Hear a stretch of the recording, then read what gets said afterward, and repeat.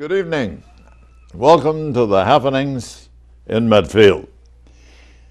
As you may know, on a monthly basis, we at Medfield TV have the opportunity to sit down with Selectmen and the press to discuss the happenings in Medfield, the circumstances surrounding those happenings, and editorials done by the press relative to the discussion.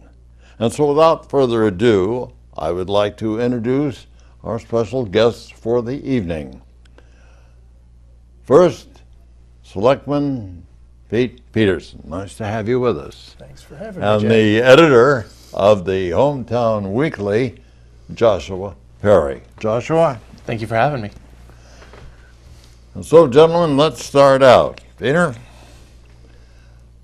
The Hometown Weekly, I know, was sitting, and you were sitting up looking down at a vast crowd at our town meeting. So do you want to elaborate on those circumstances involving the town meeting? Sure. Yeah. Last week ago, Monday, we had a special town meeting. We had just 3 warrant articles, 2 related to the acquisition of a couple parcels of land up at the state hospital from the state that had been part of a mediated settlement with the Department of Capital Asset Management and Maintenance, the state entity DCAM that manages surplus state property. DCAM actually might manage all of the state property. I don't really know about that, but they certainly are in control of the Medfield State Hospital ever since the Department of Mental Health closed it in 2003. And what happened was that the town was not happy with the environmental cleanup that the state was proposing, that DCAM had proposed. There was probably no question that what DCAM was proposing in terms of a cleanup was legal, and that it met the minimum legal requirements under the mass contingency plan, the 21E materials. But the state listened, I guess, when the townspeople turned out in large numbers at these meetings that DCAM was holding at the townhouse to explain the cleanup, and heard that the people were not very happy with what they had proposed. And what they had proposed mainly was to cover and cap the material in place, and a lot of it was under the water table, and that area along the river is right near our well 6, which is our most prolific well, and so that the town had some concerns about the issue of having the material below water level near the town well. And DCAM was very forthcoming in that they agreed to mediate the cleanup, and that process took about a year. I think that, I don't know how many mediation sessions they had, but there were a lot. And they were lengthy sessions, and the commissioner, I believe, was at almost all of them, if not all of them, so that she was taking a personal interest. And the result of that mediated set of sessions was a result that the town, that the people who were mediating on behalf of the town, which was John Thompson was the chair, Bill Massaro was a second member, and Ann Thompson was the third member on that mediation committee. And those 3 people were in favor of this result and recommended it to the town for adoption. The Selectmen ultimately adopted it. But basically what happens under that mediated result was that all of the material that was in the river gets taken out of the river as much as it can, because some of it's under the Spectra natural gas pipeline. And so that whatever is under that can't be disturbed. But most of the material is going to be taken out of the river, out of the groundwater, and it's going to be stockpiled where the power plant used to be. The power plant was torn down several years ago. And then it'll be capped in place there. This is going to cost the state a little bit more money, but we're going to end up with a really nice overlook over the river, and we're going to get this material out of the water. The other part of the result of the mediated settlement was the agreement that DCAM would support the transfer to the town of land at the hospital for a new water tower. The existing water tower that's at the hospital is at the end of its lifespan. Apparently, I'm told that the last time it was painted, that the town or the DPW people were told that you really can't sandblast it another time to repaint it again because of the fact that the rivets, I guess, are getting to be so sketchy. And the other problem, I asked the question then was, well, you know, it costs a lot to build a new water tower. Can we fix it? And it apparently is not worth fixing because of the fact that it is actually at the wrong height in any event. It's either 16 or 19 feet too low compared to the water levels at Mount Nebo. And you want your water levels in your two water towers to be the same, I guess, so that you can maintain the pressure in your system properly. So what we need to do is we need to build a new water tower. The guesstimate at the moment is 2.7 million. That's the figure that's in the Water and Sewer Board's 20-year plan. And they're going to get a refined figure, and that was one of the articles at the town meeting, was to spend some money to actually get a better handle and a better number on what it's going to actually cost to build the new water tower. But the first article was really to accept the land from the state. The state is apparently willing to transfer it to us for no or nominal cost. But it has to go to the legislature under a home rule petition, and for that to happen, the legislature wanted the town meeting to pass it first. They wanted to know the town was on board with it. So that's what we were doing, is we were at the town meeting voting to say that we would accept it for free, which we did. And it's both the land for the new water tower, it's about 5 or 6 acres that surrounds the existing water tower, and a right of access out to Hospital Road. And then the second parcel of land is the tubular well field. And this is a well field that the hospital used when it was a functioning hospital in the early years. And this is actually over on the other side of the railroad tracks, the Bay Colony Rail Trail area, railroad tracks. And you get into the tubular well field, the hospital tubular well field, off of Colonial Drive. And there's an access road that crosses the railroad tracks there. It's about, I think, 29, 30 acres of land in that area. And the town just bought land from the Cronins a couple of years ago at town meeting that was intended to help protect that water field, that well field. So that was, the first article was to vote to accept the free land from the state, which we did. And the second article was to vote to spend some money to figure out just how much it's going to cost to build the water tower. And then at the spring town meeting, we'll vote that money, and hopefully by that time we will have received the land from the state. It has to go through the legislature and be approved, so that's what is happening now. Senator Timothy and Representative Garlick are going to shepherd it through the legislature for us.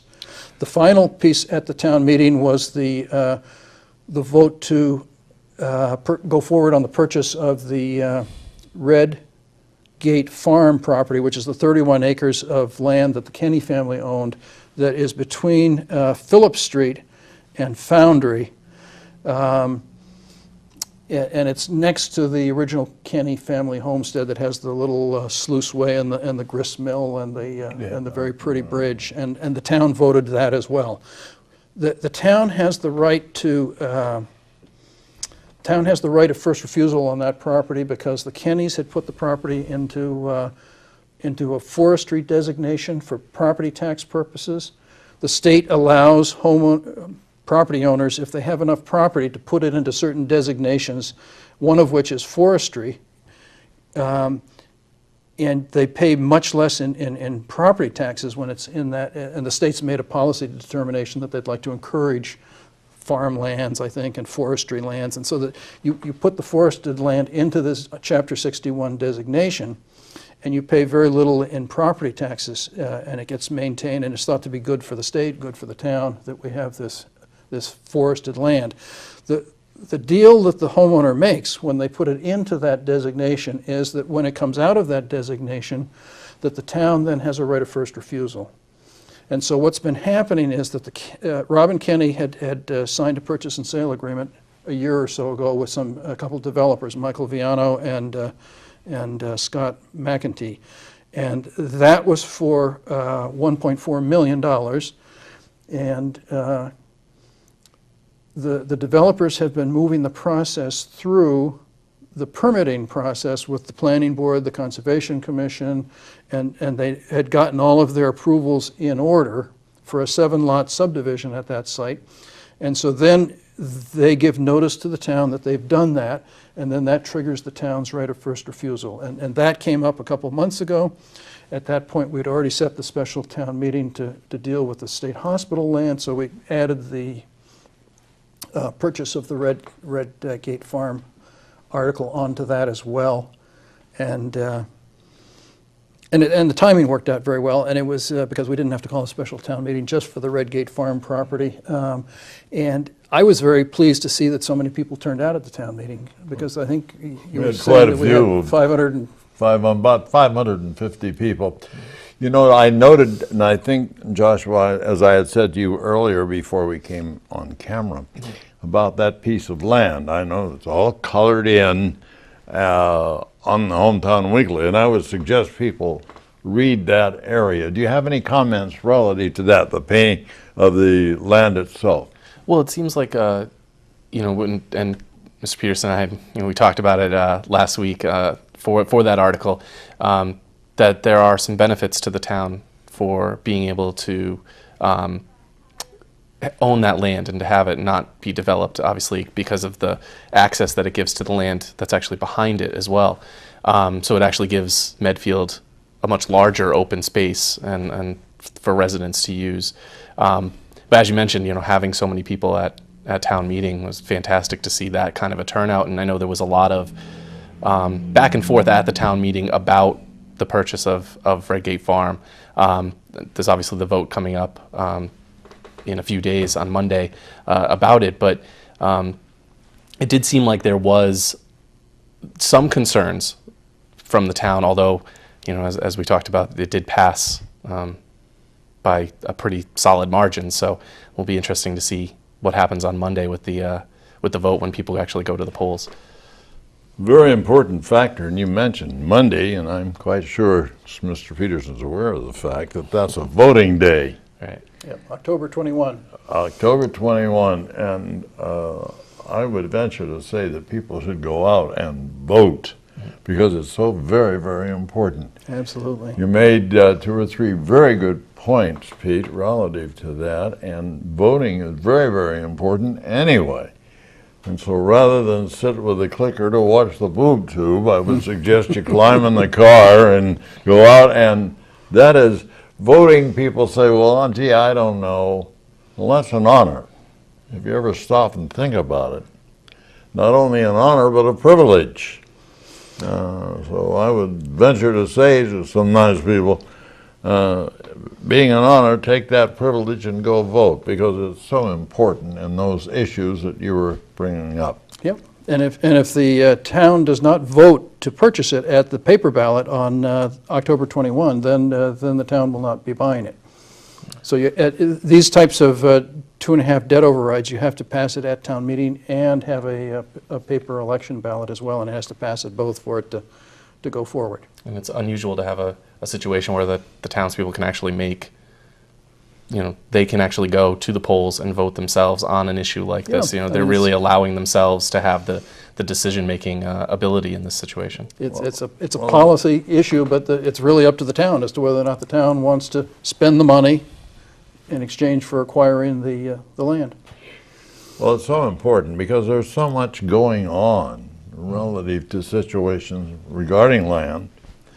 And I feel that people should, by any stretch of one's imagination, take advantage of it, vote for it, but by all means, as I said earlier, get out there and vote. Yep. Okay. We were talking, Peter, you and I, relative to another area, the financial framework. You want to discuss that? Well, I brought along a copy of the the Finance 101 course that Mike Sullivan runs for the Warrant Committee every year. And so one of the main functions of the town government is to plan the budget for the coming year.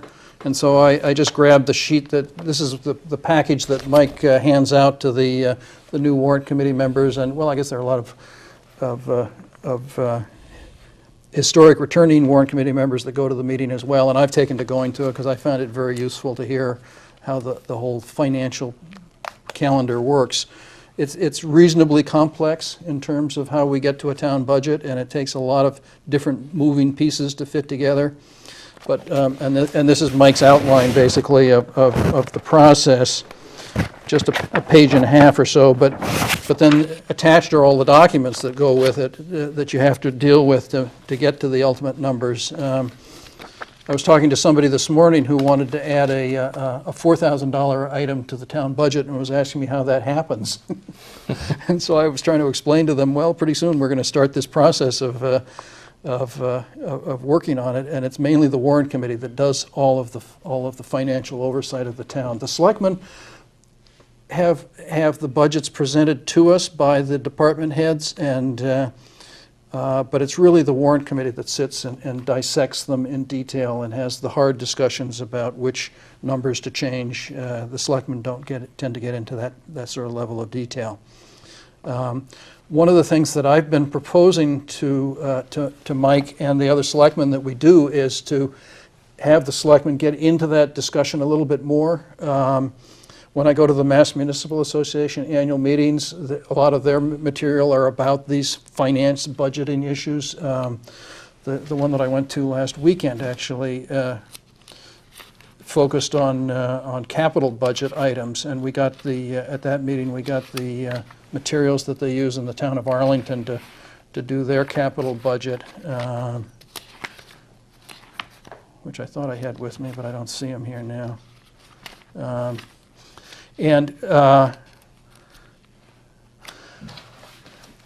But it was I guess from maybe a year and a half ago, a couple of years ago, I went to the summer Selectmen's meeting, and they had people from the town of Amherst with their budget calendar and showing how they did it.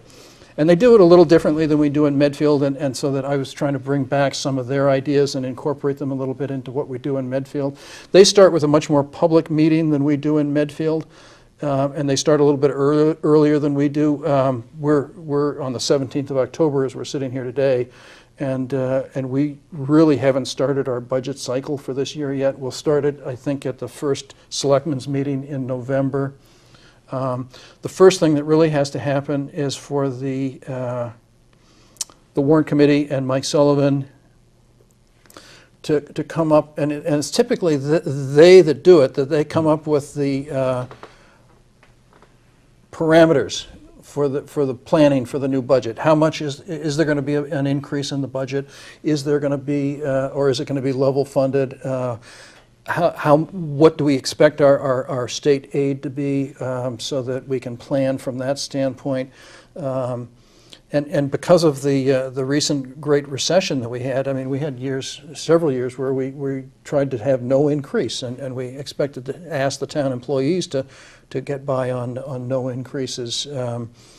But it's at that initial early November time frame when Mike and the Warrant Committee try to come up with some sort of recommendation to the department heads as to what sort of increase that they should be planning around. They need that type of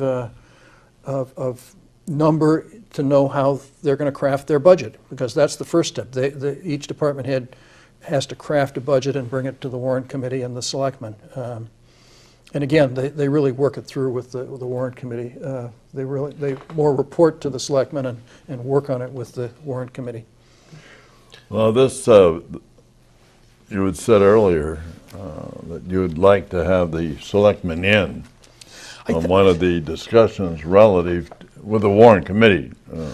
Well, historically, what I've noticed is that the Selectmen don't really weigh in on that issue of how much of an increase there should be. I think that's one of those policy decisions that it probably makes sense for the Selectmen to take part in, that we should be getting the information and voicing an opinion on that. Not that we need to be the decision makers, but that it makes sense for the Board of Selectmen to weigh in on that issue, I think.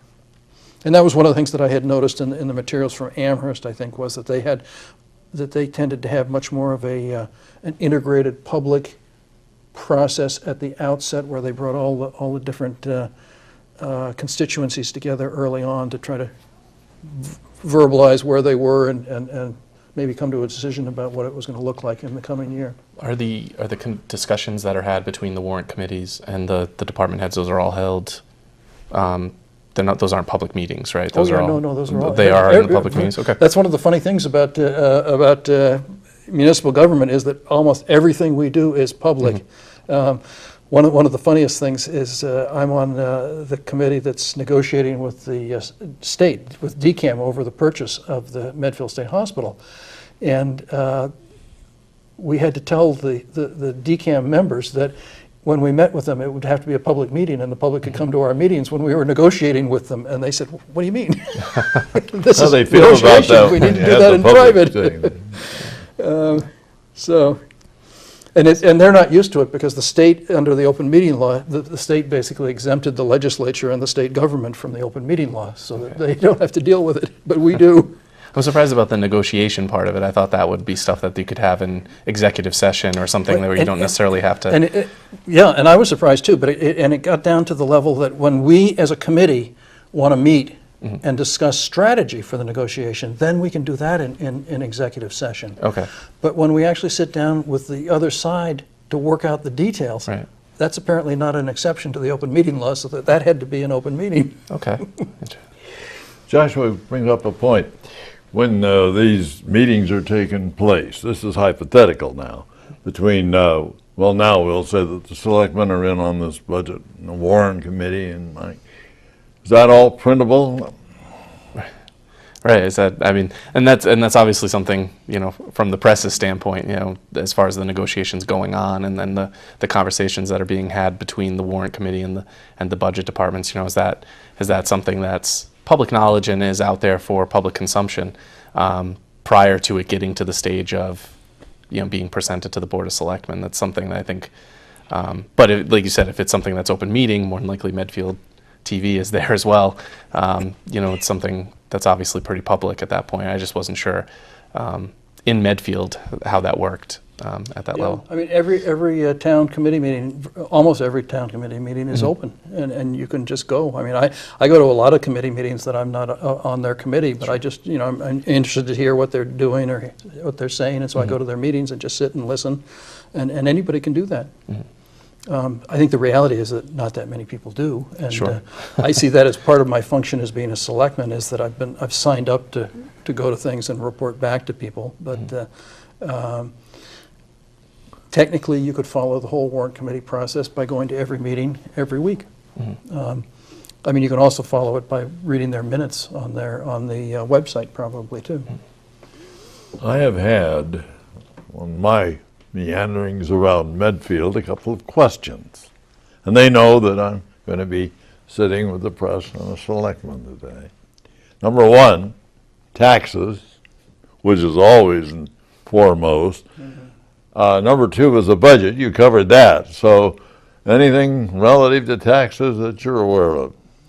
Taxes, that's been sort of a dilemma for me. I mean, ever since I became a selectman 13 years ago, I've been trying to figure out how to make our taxes lower. The first thing you discover when you look at where the money goes is that it almost all goes for salaries for employees. The vast bulk of our budget is paying for the people that do the work. And so that led me to ask, gee, do we have the right number of people? And I think that most people feel that we do, that we have the right number of teachers, that we have the right number of firefighters and police and DPW. And I think that we're also, I've seen studies that there used to be a gentleman that worked at the townhouse who did, I think it was Mr. Williamson, and I think that he did these studies about how we compared to other towns. And what his material showed me was that we were staffed very thinly compared to other towns in terms of our different departments. And so that I think that unless you can figure out a way to do the tasks in the town with fewer people, that you're kind of locked into the budget that we have. Then the next issue is to try to figure out if there are ways of creating more property taxes without raising people's property taxes. And so I spent a lot of time trying to think about that and figure out ways to do that. I early on, when I found out that we had a lot of water in town, we sit on an aquifer that's very prolific, and so I suggested to Mike Sullivan that we start bottling water and selling it. And I thought we could. That's possible. It's creative. But Mike told me that number one, I guess towns aren't supposed to run businesses like that, and number two, I guess with the water, you've got a problem in that even though we might have a lot of it under us, that DEP gives you permits as to how much you're allowed to take out of the ground. Yeah. And that's something that was on the agenda at the, I went to a Selectman's, Mass Municipal Association Fall Selectmen's Conference 2 Saturdays ago, and that's one of the topics they talked about there, because the DEP is about to come out with their new regulations on the new water withdrawal rules. So I spent a lot of time trying to figure out how to get more money into the town through the property taxes, because that's the only way that we can really raise taxes. That and we get about $1.5 million a year from auto excise taxes. Mm-hmm. And so that the good news in Medfield is that we own a lot of cars, and that we get a fairly good amount of money from that. And when I realized how much money we were getting from that, and I saw how little the state valued my car on my auto excise tax bill, I would never sell my car for what the state says it's worth on my auto excise tax bill. One of my thoughts of ways to get more money was to actually value the cars at its real value instead of these rapidly depreciated values. And I know that people don't like that, because that would just mean you'd pay more tax on your car. One of the ways that I've come to think, well, the first thought I had in terms of creating more tax revenue was that we needed more businesses, we needed more industry, we needed more things like that. And then I thought, well, gee, do we really want industry? Do we really want to live next to a factory or something? And as I thought about how that would work, and looked at a lot at what was happening at the state hospital, and because there's been a lot of studies about that in terms of what could go there. And they looked at whether or not it could be a site for a business or an industry. And what the experts kept telling us, and it's been several studies that were done, is that businesses really don't want to locate in Medfield. The businesses want to be next to the interstate highway. Mm-hmm. And that for that reason, they're not going to be looking to build a big campus or a big retail mall in Medfield. And so that I've kind of let go of that idea that we're gonna solve our financial dilemma by building up our business and tax base and our commercial tax base. Anytime you can add to that, that's great, and I would certainly do that. But I don't think that's going to be our salvation. I think that what our answer is to have the right type of housing and build the right type of housing, because what people want about Medfield and what draws people to Medfield is our housing. And when I say the right type of housing, it's housing like Ralph Costello is building down off of Route 27, the old Medfield Square property. Mm-hmm. It's a condo development really, but and Maple Street, and And they still have the signs up because they're still building them, they're still selling them. But I think that Ralph said that there are about 27 of them that are occupied now. And out of those 27 that are occupied, there's only one school child living in 27 houses. And those are good-sized houses. They're 3,000 square foot houses. They're very big houses, and they're detached, so that you might think that it would be a lot more attractive for families with children, but they apparently aren't, because they don't have a yard. It's a condo, and so that you don't really own your grass in front of your house. The grass is a common area, and so that I guess the families with children prefer to buy a house where they have a yard. So that project, when Ralph finishes it, he said that the taxes generated for the town from those 44 units, I think it's 44, will be $600,000 a year. And if we have 1 or 2 school children living in that development, that'll cost us $25,000 to $30,000 a year. So we'll be clearing over $500,000 from that type of a project. So I think you can build housing, and if you build the type of housing that is not going to end up with a lot of school children, you're going to have a positive cash flow from it. Are there other projects in the works or other locations in town that would be something that would be feasible? Yeah, I mean, you could replicate that. I mean, he did that at that site as of right. He didn't need any special zoning for it. The town could decide that it wanted to encourage that type of development, and it could have special zoning for it. We don't at the moment. We do have a cluster development zoning, and there was a cluster. Well, there are 2. There's one up on Hawthorne that was a cluster development, but that's more of a traditional single-family home style up there. Then down off of Bridlefield is another cluster. Now that one, the planning board limited the number of bedrooms that were allowed amongst all of the. I don't know whether it was 17 units down there, and I think it was like 43 bedrooms or something, so that most of them are 3 bedrooms, or 2 or 3 bedrooms. And so that's one way. I mean, I don't know how many school children are in that development. I doubt that there are very many school children in the Medfield Gardens apartment complex. The Medfield State Hospital property is a potential for more housing.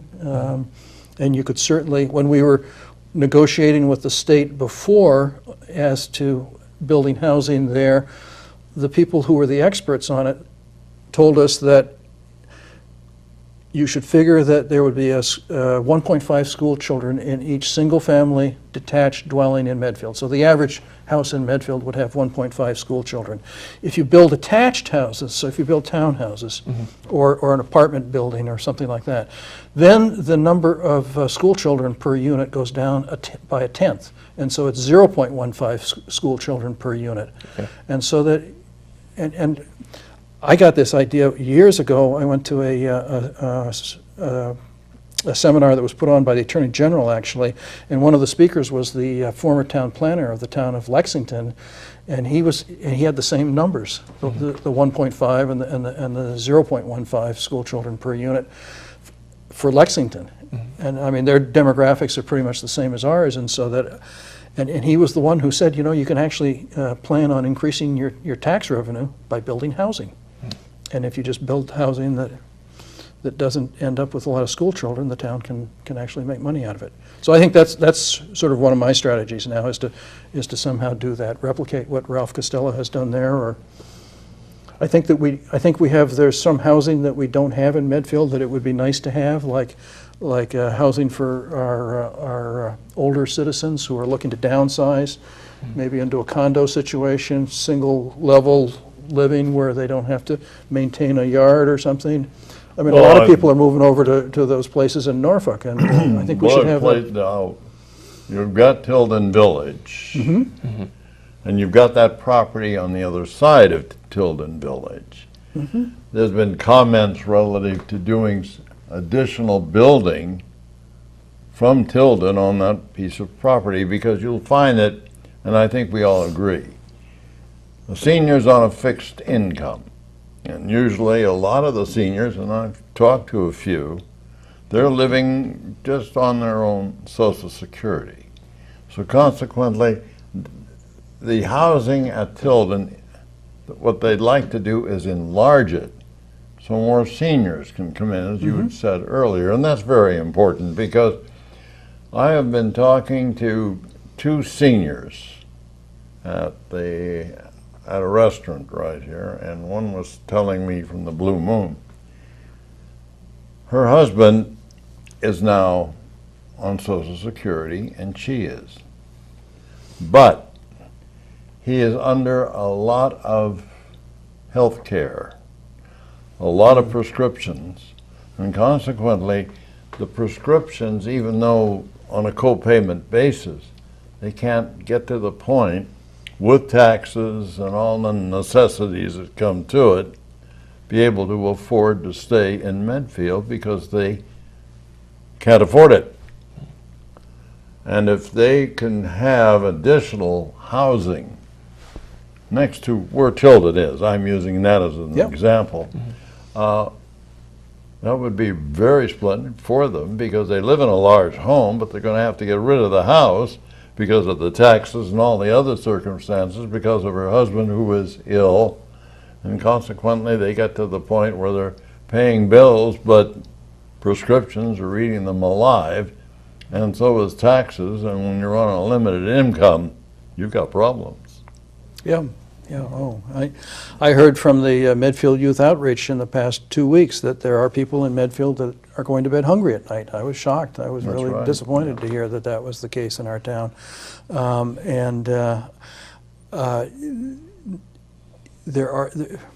There are people that need some assistance. That's correct. And I think that as a community, what we can do is we can have a range of different housing, of different costs and different types. And hopefully we can try to accommodate as many of our residents as possible by having that much of a range. I'm very encouraged as I look around, and I think back to when I was in my 20s and 30s, and I think about the options in those days for people that are now my age now. And in those days, you either stayed in your house or you went to a nursing home. Now there's all sorts of different choices of assisted living, of congregate living, of continuing care retirement communities like the LaSalle Village project that I was involved with. I mean, there are just so many different choices, and I think that's what we're kind of lacking in Medfield is some of those other intermediate choices. I mean, it'd be great to have like a CCRC like North Hill or Fox Hill or LaSalle Village in town, and certainly that could be part of the hospital site if the townspeople wanted that. You could have assisted living. You could have and some of the apartments are not even so much assisted living as just like Tilden, like it's housing for the elderly. And there are places like next to Tilden, we've talked about that, and I know that Jack Hurd, who was the former director at the Housing Authority, had indicated to the Selectman that he was interested in pursuing that, and I hope that I haven't talked to the current director to see if she is. But I guess there's some issues because the Housing Authority is technically a state entity, and the Tilden is basically, I think, owned by the Housing Authority is some sort of quasi-state agency or something. And there's some issues, and then there's the financing of it. But I think the town should try to do something at that site. And there are other sites around town where we could put that type of affordable housing. I mean, affordable housing became a big topic in town when the 40B was proposed for West Street. And we could not say no to the 40B because we don't have 10% affordable housing. And so that I think that we should be working towards getting the 10% affordable housing. And part of that is the housing for the elderly, and especially like at Tilden. And there are other places in town where the town does own some land where the town could put some of that housing. Yeah, because you find a lot of seniors will stay because they can't afford. And we should be doing whatever we can to keep those. I think that we should be doing whatever we can in terms of property tax relief to keep those seniors in town. Yeah, that was another situation they brought up. It's the right thing to do for the seniors because they've been here and they want to stay, and we want them to stay. And from a very selfish standpoint, when they sell their home, it's very likely that a family with school children is going to move in, and realistically, that is the major driver of the municipal budget is the cost of the schools. And so that if we can keep that senior living in that house and give them some assistance, I think it benefits the town. Well, so the town should be encouraging that. These people have lived in Medfield for better than 45 years. Yeah, so they've paid a ton of taxes already. And and now all of a sudden, and I could readily understand this when they said that. Well, gentlemen, as I often say, the old clock on the wall is telling me it's about that time. And so as we always finish, I'd like to get comments. Pete, do you have anything to say before we close? Well, I just remind everybody that there is an election on Monday, October 21, and the polls are open from 6 in the morning till 8 at night, and I hope that that a huge percentage of our 8,000 plus registered voters go out and express their desires. Tell the town what you want them to do. Joshua. First, I'll just thank you for doing this and having us down to do this. I think it's great to see the townspeople getting so involved, and they stay current on things. They watch shows like this, read the 3 different publications that we have in town, and I think it's great. I get the feedback sometimes from the townspeople talking about the issues that are going on, and I think it's great to see so many people involved in the things that are going on in Medfield. Luckily, it helps us because there's a lot of news for me to write about, which is great. Very true. But it's good to see all the people getting involved. And Pete, before we close, got comments. I do want to commend you on all the effort that you put forth at that selectman meeting, and what we put forth here at this anchor desk is a small portion of the duties, the representatives, and the reliabilities that you endeavor to put forth. It's a fascinating thing to be involved with, to see how a town government works, and it's a lot of fun to be involved. Sometimes it's a little more work than you want it to be, but it's a lot of fun too. So thank you. I want to thank you for stopping by and Appreciate having you our having chat. me in. Thank you very much. We do this every month with the selectmen, as you know, because you're surprised how many people view this program and get what is better known, using their terminology, the inside information. Thank you.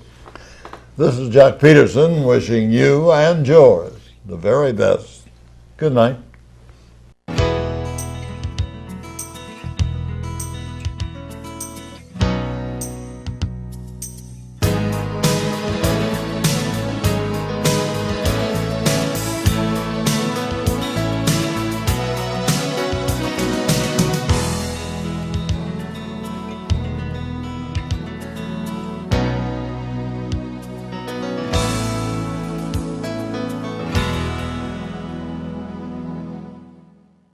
This program was made possible through the generous support of your Medfield friends and neighbors, folks just like you. And thanks for watching.